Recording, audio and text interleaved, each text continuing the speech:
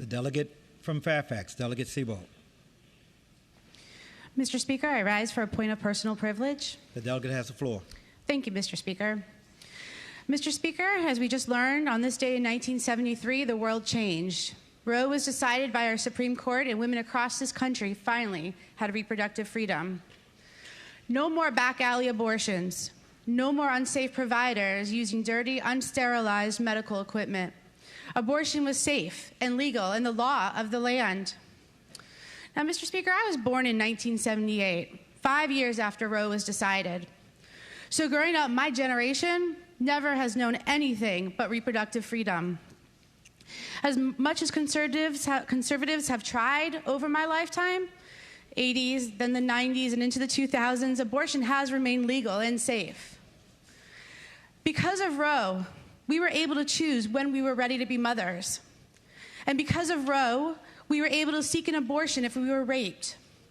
And because of Roe, we were able to receive life-saving medical care if our bodies were threatened. 2 years ago, however, as you know, we tragically lost Roe, and the world is now turned upside down. 25 million women, and frankly girls, now live in states with abortion bans or very extreme restrictions. The reproductive freedom, the life-saving health care that my generation experienced is no longer present in my daughter's world. Instead of a national standard that protects the lives of women, like what I had, my daughter's generation's access to health care is now being decided by politicians, mostly men, in state legislatures across the country. Even worse, the most vulnerable amongst her generation will be impacted the most. As states continue to interfere with their health care decisions, we see Black maternal mortality increasing and whole communities losing practitioners due to abortion bans.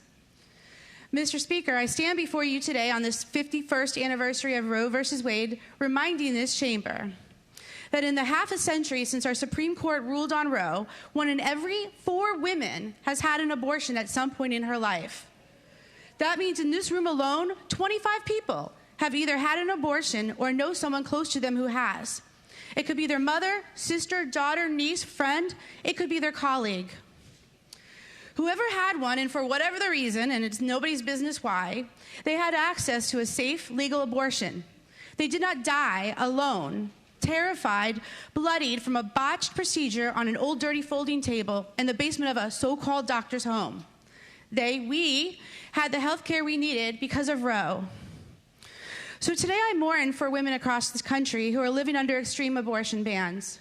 And my heart breaks for the freedom my daughter and your daughter, Mr. Speaker, and all of our daughters could lose if we do not continue to fight to protect women's reproductive freedom here in the Commonwealth. And that's why as long as I'm a member of this body, I will continue to stand up, speak out, and fight for our daughters. Thank you, Mr. Speaker.